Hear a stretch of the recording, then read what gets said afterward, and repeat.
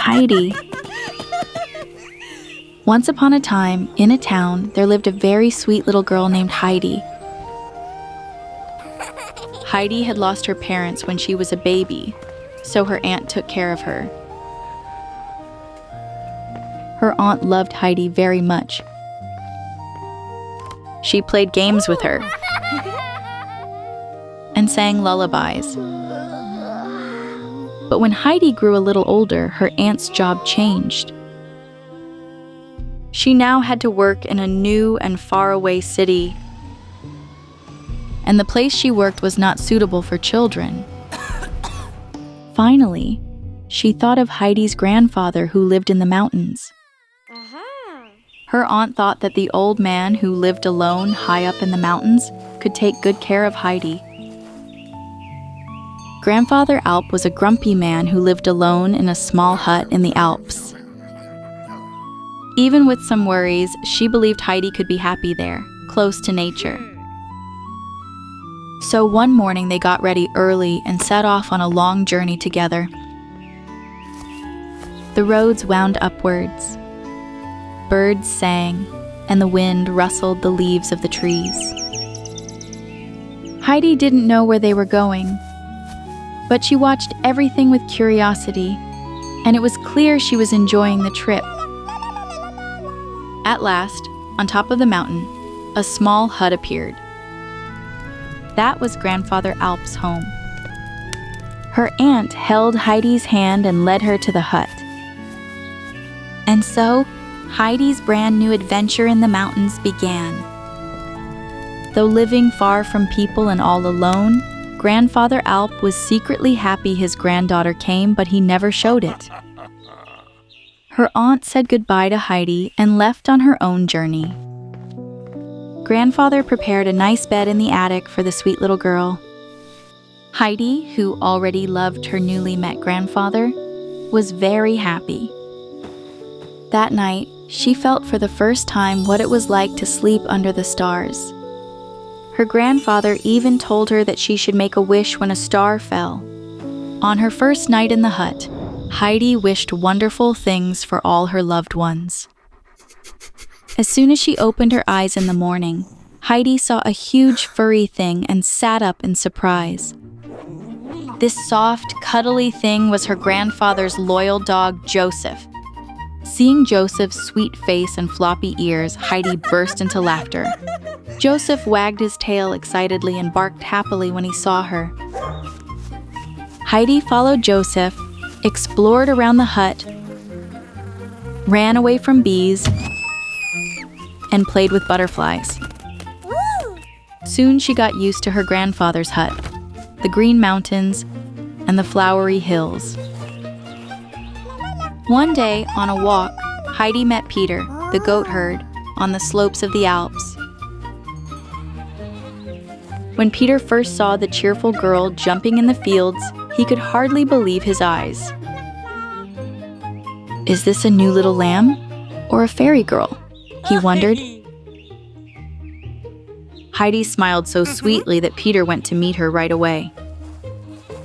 Since they were both children, they quickly became close friends. The next morning, as Peter went to graze his goats, Heidi happily followed him, saying, "I'm coming with you." On the mountain paths, the goats hopped around while Heidi kept running after Peter. Sometimes she tripped on stones and fell. Sometimes she shouted excitedly when she saw a squirrel. But most of all, she was amazed at how Peter talked to the goats. Peter explained to her how to walk in the mountains, when goats graze, and when they rest. Heidi learned so much about herding that she could almost manage her own flock. As they laughed and played in the mountains, time passed like water. All summer, Heidi ran and played in the meadows, but also helped her grandfather with housework. One of her favorite things was baking small breads in her grandfather's stone oven. She would take the breads she baked to Peter's old grandmother, and the grandmother would offer Heidi goat's milk. When summer ended and winter came, the mountains turned all white. When Peter started school, Heidi began to feel lonely. She was very sad because she couldn't go to school like Peter. Just then, her aunt returned to take Heidi to the city. She wanted Heidi to both work and go to school.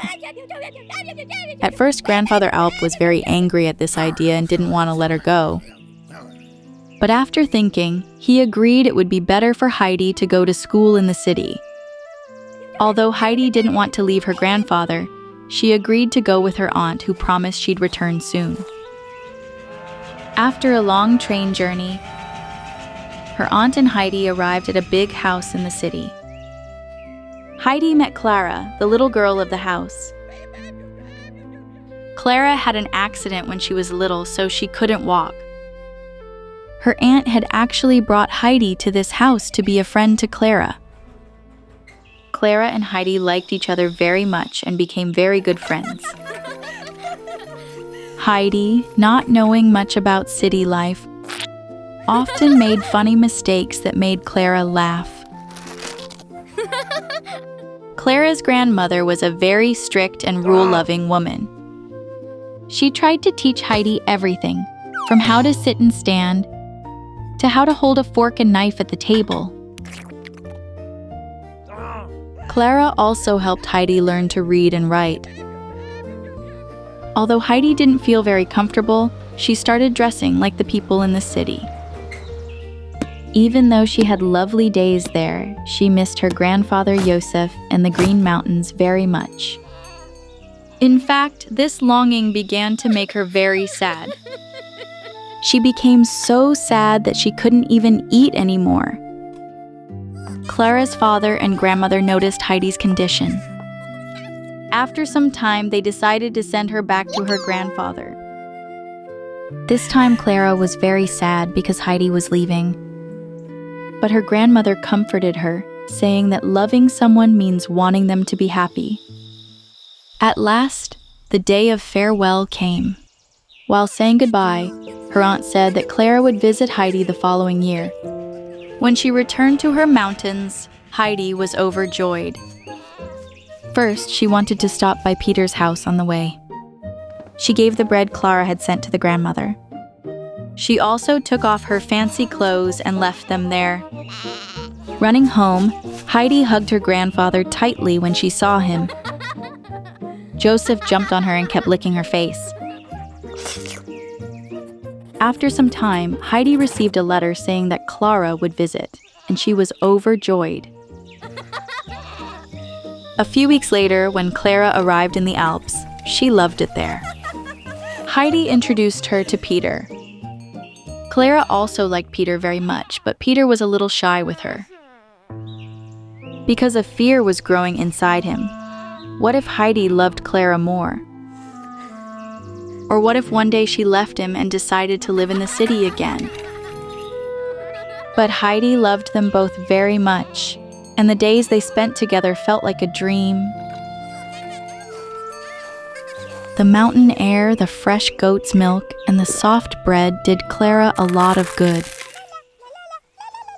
But Peter had begun to be very jealous of Clara because of Heidi's friendship. He thought his special friendship with Heidi was changing because of Clara.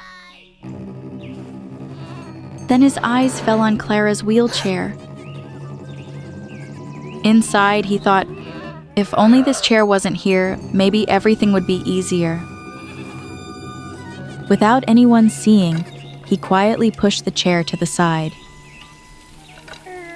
The chair rolled down the cliff and broke into pieces. At that moment, a strange regret filled Peter's heart. Without her wheelchair, Clara was scared at first, but Heidi held her hand and gave her courage. Every morning they went outside together.